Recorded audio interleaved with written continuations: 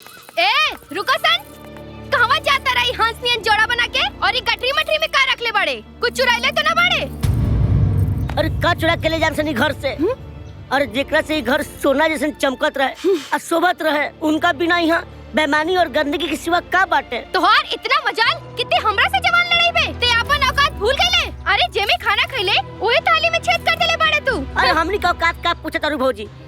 तू तो खुद अपन औकात भूल गई बारू और तू खुद आस्तीन के सांप बन के उनके 10 लिहलू। अरे डाइनो भी साथ घर माफ करेले, पर तू ऐसा डाइन बारू जे खुद अपने घर के खा गईलू।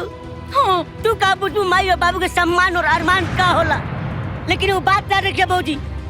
तू स्वर्ग के घर के नरक बना कर रख डाले बारू, एगो माई बाप की औलाद से अलग कर देले बारू, एगो भाई के भाई से।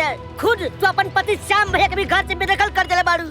तू इतना बड़ा पाप किले बारू ताए दुनिया का तोरे के भगवान भी माफ ना करियन। हो चल रसबारी चलो।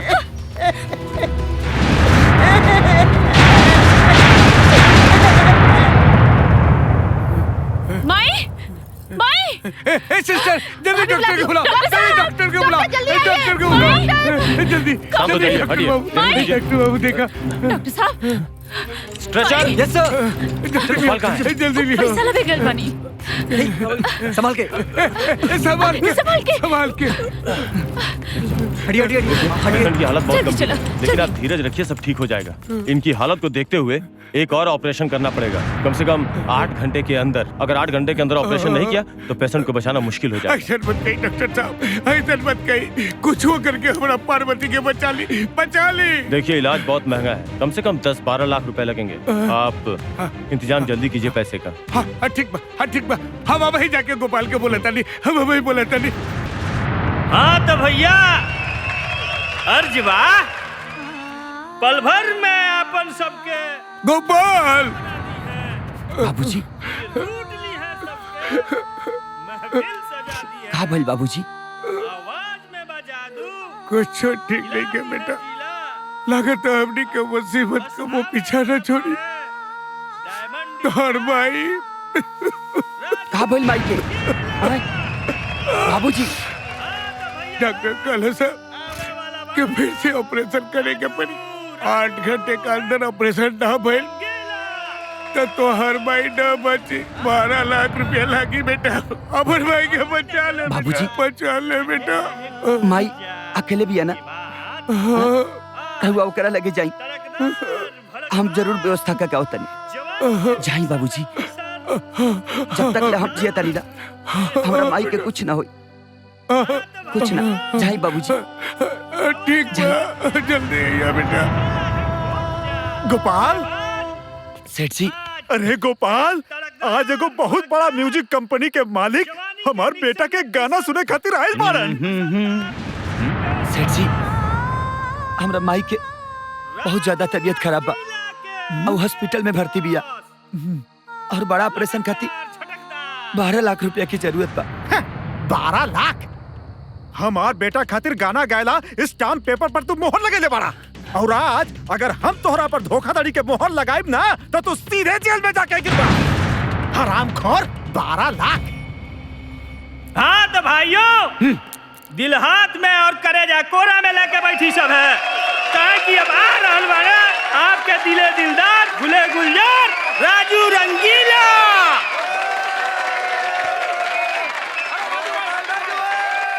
प्रणाम भैया लोग। हम जाना तानी रउआ लोग हमरा से बहुत प्यार करेनी, लेकिन वो प्यार के असली हकदार हम न कब्बो रहनी और न बानी। हमरा से बहुत बड़ पाप हो गइल बा, जेकर जिम्मेदार हमारी बाबूजी बाड़े। राजू, राजू भाई आप आगे बोली राजू भाई बोली। बचपन से हमरा के बहुत बड़ गायक बनावे के सपना देखले रहले और कामयाब भी हो गए, लेकिन हम कामयाब होके भी आज नाकामयाब बनी, काहे कि हम कब्बो गायक बन लेना चाहत रहनी। राजू भाई लोग, हो सके तो हमरा के माफ कर दिया। जौन आवाज के रउआ लोग दीवाना बानी जौना आवाज के आज यहाँ सुने आइल बानी वो आवाज हमार ना केहू और के हम तो स्टेज पे खाली मुंह चलावे नहीं, लेकिन जे आदमी स्टेज के पीछे से हमरा खातिर गावेलन वो महान गायक के नाम है गोपाल। हाँ। गोपाल आओ गोपाल।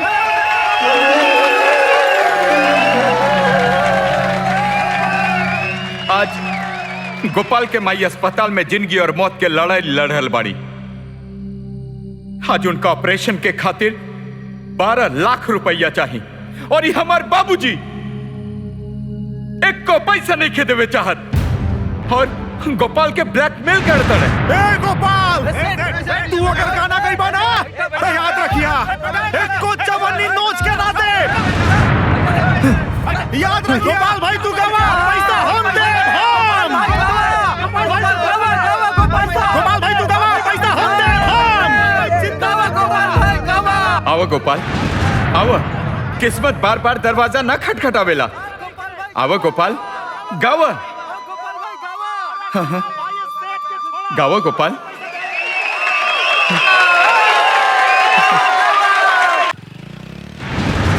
आवा बेटा पाहुन आ गई ने। प्रणाम पाहुन।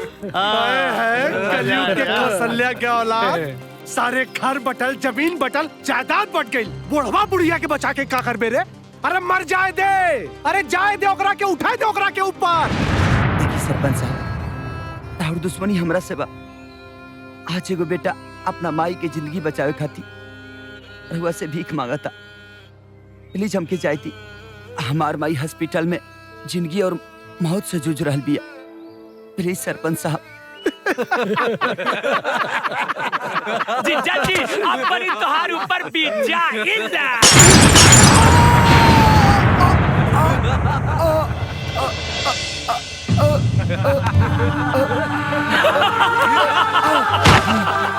उठ उठ उठ उठ उठ उठ उठ ए ले साले ए पैसा पैसा ले बे ए उठ उठ ले माई के बचाई बे ले ले पैसा।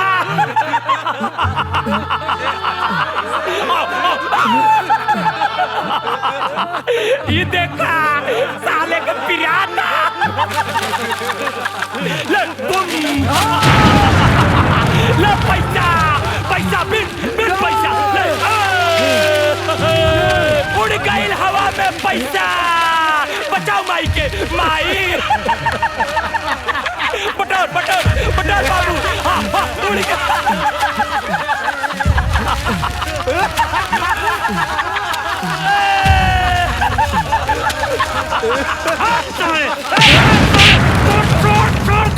अरे सारे तोड़ दे।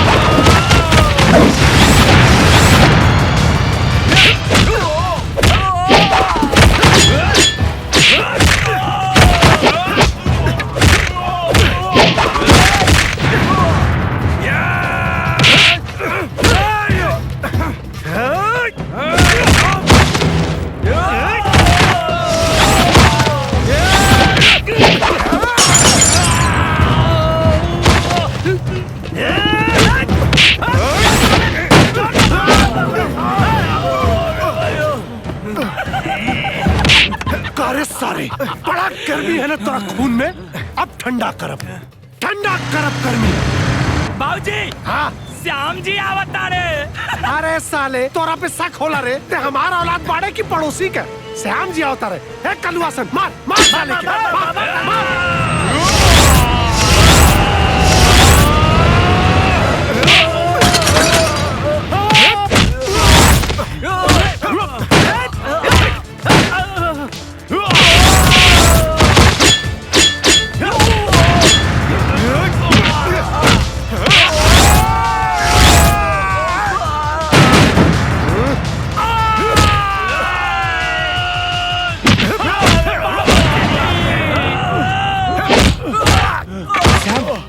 ए भाई, ए भाई, का के लिया? भैया हमके माफ कर दा। हमके अब पता चला कि कौन आपन बा और कौन पराया बा। ए श्याम, ए देखना, ए भाई, माई के तबीयत बहुत खराब बा, हमनी के पहुंचल बहुत जरूरी बा भाई।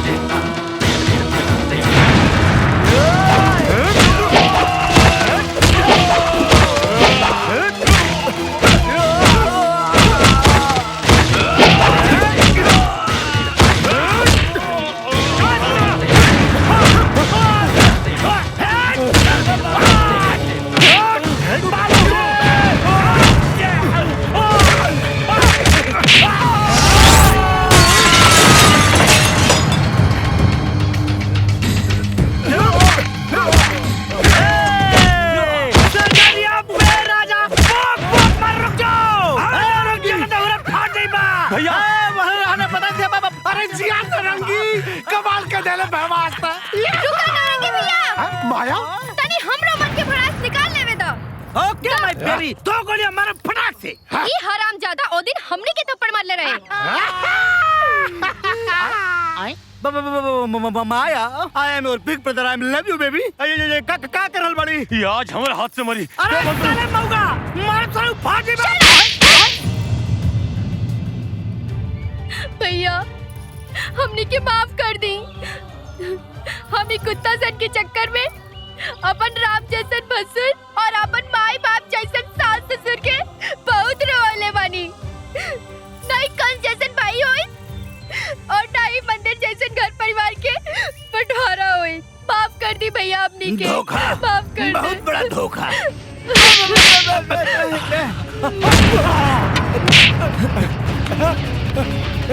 बहुत सतावले बड़े, बहुत बहुत बेटा करी तो माफ कर बताओ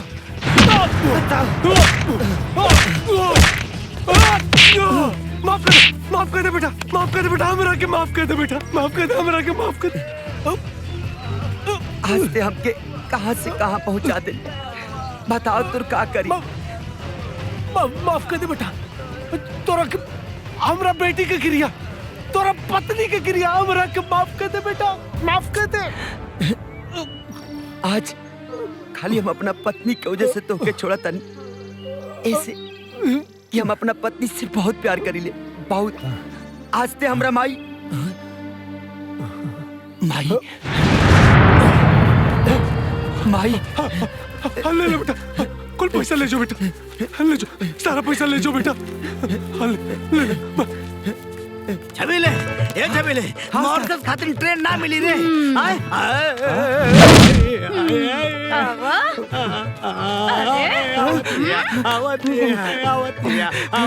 भागले। नौरंगी कहीं का, रुक साला रुक। हे भैया तेरे हाथ दे दा। अरे साला पापी। बिलासी कहीं का,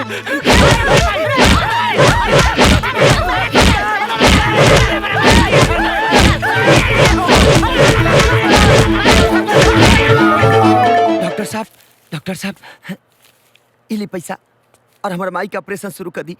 गोपाल, ये पैसे तो फट चुके हैं और बर्बाद हो चुके हैं।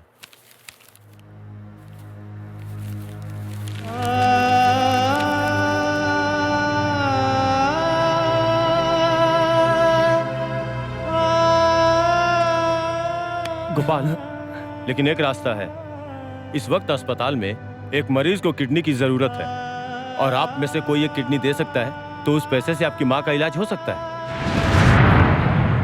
तो डॉक्टर साहब हमार किडनी ले ली, लेकिन हमरा माई के बचा ली। ये तू क्या कर रहल बड़ा बेटा? ये तू ठीक नहीं क्या करत। बाबूजी हम बहुत खुश नसीब बेटा बानी, कम से कम हमारे वक्त हमरा माई के तक हमें बता। अरे हाँ बहुत खुश नसीब बानी कि तू हमार बेटा बना बेटा। इनके चरण में चारों धाम धाम न कोनो दूजा। बाबूजी से मिलल बछाया, मिलल ब ममता माई से। हर इंसान तरेला माई, बाबू के सेवकाई से।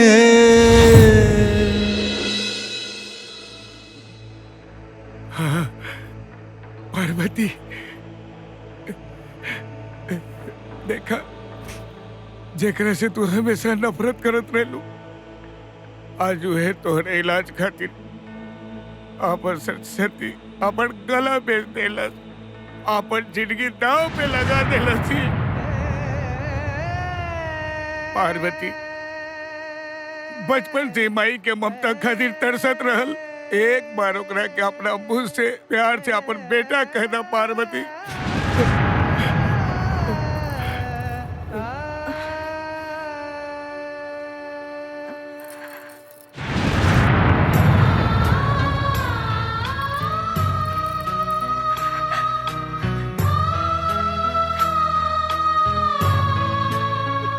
बेटा, बेटा, उठ जा बेटा, हमरा से बात कर। उठ जा बेटा।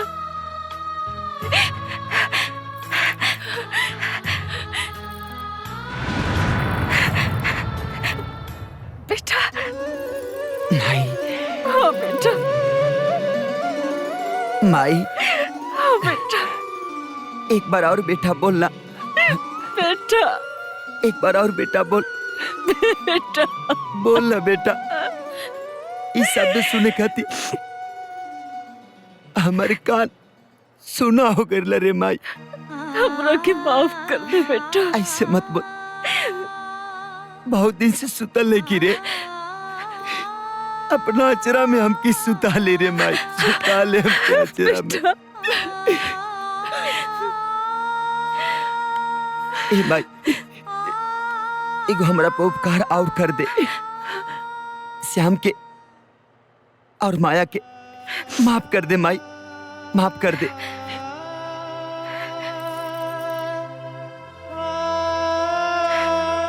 हमके माफ कर दे भाई, हमसे बहुत बड़ा भूल हो गई।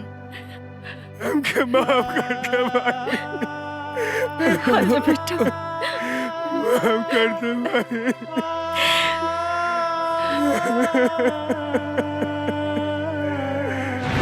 पहले दीवार हम तोड़े, पहले हम तोड़े। अरे नहीं, पहले दीवार हम तोड़े। अरे ना, पहले हम तोड़ब। अरे ना, पहले हम तोड़ब। ना पहले हम तोड़े।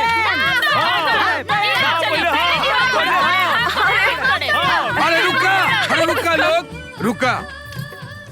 दीवार उहे तुरी जौन दीवार खड़ा कैलस। आइए दीवार खड़ा कैलस के माई, तो माइये तुरी।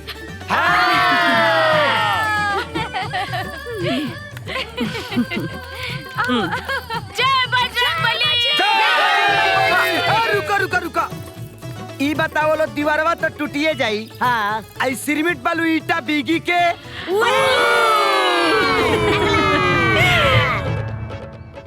नौरंगिया रे। हाँ मालिक, कमांग अर्थात बुला रहे हैं।